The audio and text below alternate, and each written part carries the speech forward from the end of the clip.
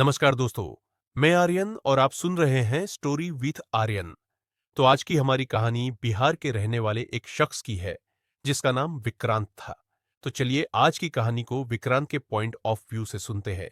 और कहानी को शुरू करने से पहले, जैसा कि मैं अपने हर वीडियो में बताता हूं, कि वैसे तो आप लोगों ने बहुत सी हॉरर कहानियां सुनी होगी, पर जब आप ये कहानी सुनोगे तो आपको सच में डर का एहसास होने वाला है। और मेरी आपसे एक गुजारिश है कि अगर आप हमारी चैनल पर पहली बार आए हैं, तो हमारी इस चैनल को सब्सक्राइब कर लेना और बेल आइकन को प्रेस कर लेना। ऐसा करने से आपकी और हमारे बीच की नजदीकियां बढ़ जाएगी और हमारी आने वाली वीडियो आपको टाइम से पहुंचेगी। तो चलिए, ज्यादा टाइम न लेते हुए आज की कहानी को शुरू करते हैं। तो दोस्तों, मैं विक्रांत उस छोटे से गांव में पला बड़ा था, जहां हर कोने में बचपन की यादें बसी थी। हमारे गांव का एक ही रहस्य था, वह पुराना सुनसान ब्रिज। गांव के बुजुर्ग अक्सर कहते थे कि जो भी उस ब्रिज पर गया, वह कभी लौट कर नहीं आया। कुछ ने सुना था कि वह लोग उस ब्रिज का हिस्सा बन जाते थे, जैसे कोई अदृश्य शक्ति उन्हें निगल लेती हो। मैंने इन कहानियों को हमेशा अंधविश्वास समझा, लेकिन एक छोटे से डर ने कहीं ना कहीं मन में घर बना ही लिया था। मेरे सबसे अच्छे दोस्त आनंद के साथ मेरी नौकरी शहर में थी। हम रोज सुबह एक साथ गांव से निकलते और रात को लौटते। आनंद मेरा हमराज था और हमारी दोस्ती इतनी गहरी थी कि हम दोनों एक दूसरे के बिना कभी भी किसी निर्णय पर नहीं पहुंचते थे। गांव में हम अक्सर हंसते खेलते, छेड़खानी करते और कभी-कभी उन रहस्यमयी कहानियों पर चर्चा करते जो ब्रिज के बारे में चलती रहती थी। उस दिन हम रोज की तरह सुबह जल्दी ही अपने घर से निकल गए थे। मैंने घर पर ही नाश्ता कर लिया था, इसलिए मुझे भूख नहीं थी। आनंद ने मुझसे कुछ हल्का-फुल्का खाने की बात की। मैंने उसे मजाक में टाल दिया और हम दोनों ऑफिस के लिए रवाना हो गए। दिन भर का काम करते करते कब शाम से रात हो गई, हमें पता ही नहीं चला। हमारे बॉस ने भी कुछ अतिरिक्त काम थमा दिया था, जिससे हम दोनों को काफी देर हो गई। काम खत्म करने के बाद जब हम घर के लिए निकलने लगे, तब रात का समय था और हमें बहुत भूख लग रही थी। मेरे मन में सिर्फ घर जाकर खाना खाने का विचार था, पर आनंद को अभी और तुरंत खाना चाहिए था। उसने जिद पकड़ ली कि हमें उस रास्ते से चलना चाहिए जहां वह पुराना ब्रिज था, क्योंकि वहीं पर कुछ होटल खुले मिल सकते थे। मैंने उसे कई बार समझाया कि गांव वालों ने उस ब्रिज के बारे में जो कहा था, उसे हमें गंभीरता से लेना चाहिए। लेकिन आनंद की भूख और जिद के सामने मेरी बातें बेअसर साबित हो रही थी। आखिरकार मैं उसकी जिद के आगे झुक गया और हमने उस ब्रिज के रास्ते पर जाने का फैसला कर लिया। जब हम ब्रिज के पास पहुंचे, तो वहां 2-3 होटलें थीं। उनमें से 2 होटलें बंद थीं, लेकिन एक होटल खुली थी, जिसका हाल बहुत बुरा लग रहा था। अंदर कोई भी नहीं दिख रहा था। मैं अंदर जाने के लिए तैयार नहीं था, लेकिन आनंद ने जिद की कि हमें एक बार अंदर जाकर देखना चाहिए। आखिरकार मैंने उसकी बात मान ली और हम अंदर चले गए। होटल में घुसते ही एक अजीब सी ठंडक महसूस हुई। अंदर कोई नहीं था और चारों ओर अंधेरा फैला हुआ था।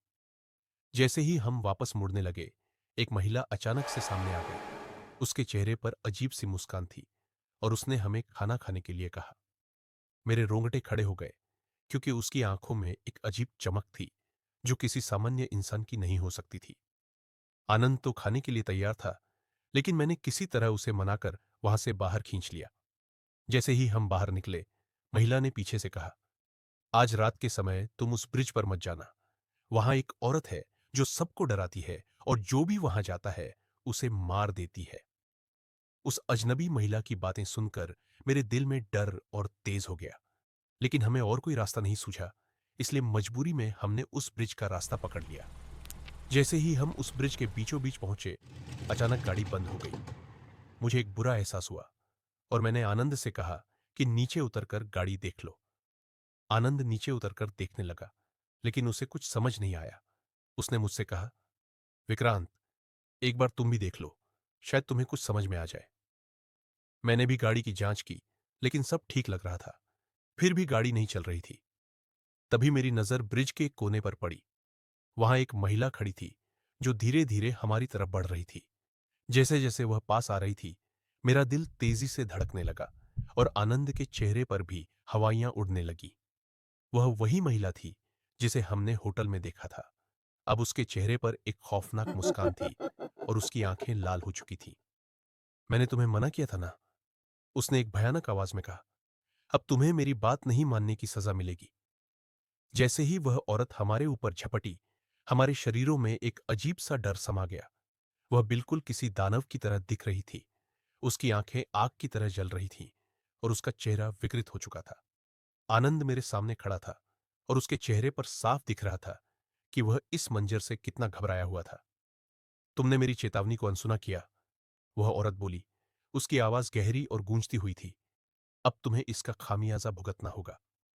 अचानक उसने अपनी भयंकर ताकत का इस्तेमाल किया और आनंद की ओर बढ़ी। उसने अपनी नुकीली, खून से सनी उंगलियों को आनंद की गर्दन में धंसा दिया। आनंद के चीखने की आवाज चारों ओर गूंजने लगी और मेरी आंखों के सामने उसका चेहरा पीला पड़ गया। वह औरत उसके मांस को धीरे धीरे खींचने लगी और आनंद की आंखों में से दर्द और खौफ के आंसू निकलने लगे। मैंने अपनी जगह से हिलने की कोशिश की, लेकिन ऐसा लग रहा था कि मेरे पैर जमीन में धंस गए थे। मैं बस खड़ा होकर यह सब देख रहा था और मेरे रोंगटे खड़े हो गए थे। उस औरत ने आनंद का मांस अपने हाथों से नोचकर निकाल लिया और उसे अपने मुंह में डालकर खाने लगी।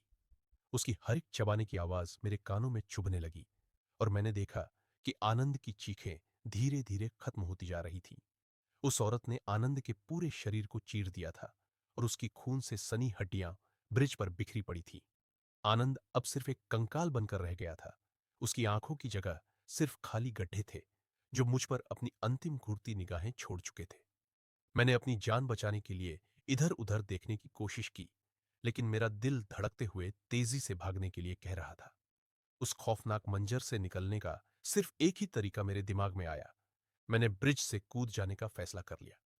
मेरी सांसें तेज हो रही थी और मैं मौत के करीब महसूस कर रहा था, लेकिन मुझे वहां से निकलना था, किसी भी हालत में।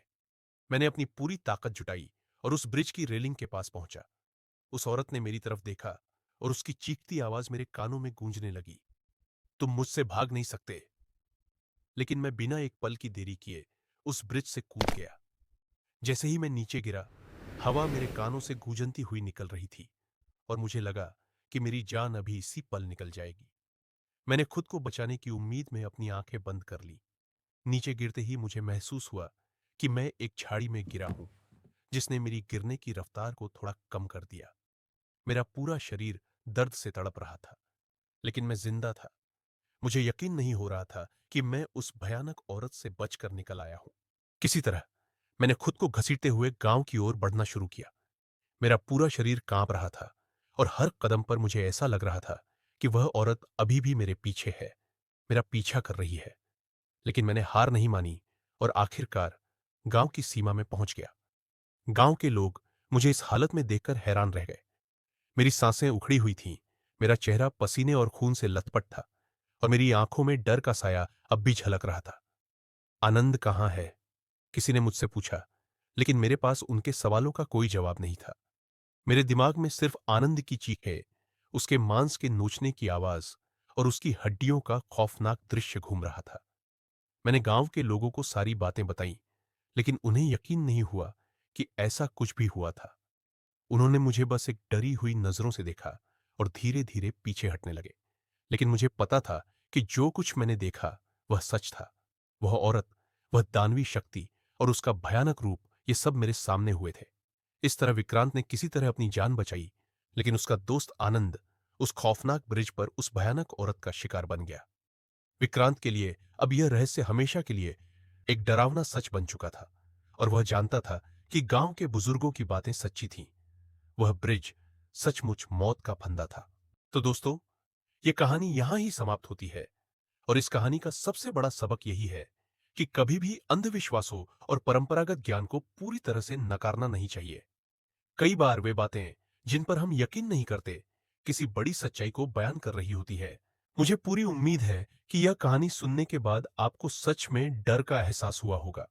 अगर आपके गांव के आसपास या शहर के आसपास कोई भी ऐसी घटना घट रही है जिससे आप वाकिफ हो, तो आप हमें वो इंस्टाग्राम पे शेयर कर सकते हैं। हमारे इंस्टाग्राम का लिंक हमने डिस्क्रिप्शन बॉक्स में दे रखा है। वहां पे जाके आप हमें भेज सकते हैं। और अभी तक आपने हमारी इस चैनल को सब्सक्राइब नहीं किया, तो जल्दी से जाओ और सब्सक्राइब कर लो, जिससे आपको हमारी कहानी समय से मिले। और जिसने भी हमारे पिछली कहानी पर कमेंट किया था, उसका नाम मैं ले रहा हूं। लखमणी प्रीतीश जो कि सूरत से है, मनीष गोहिल वो भी सूरत से है, महेश वाघेला जो भावनगर से है, जीनल वाघेला जो कि आनंद से है, भावेश गिरवलोक जो कि सूरत से है। और आप भी हमारी इस कहानी पर कमेंट कर देना, जिससे मैं अगली कहानी में आपका नाम ले सकूं। तो चलिए, मैं आपका दोस्त आर्यन आपसे अलविदा लेता हूं। फिर मिलेंगे एक और नई और डरावनी कहानी के साथ। तब तक के लिए अपना ख्याल रखें।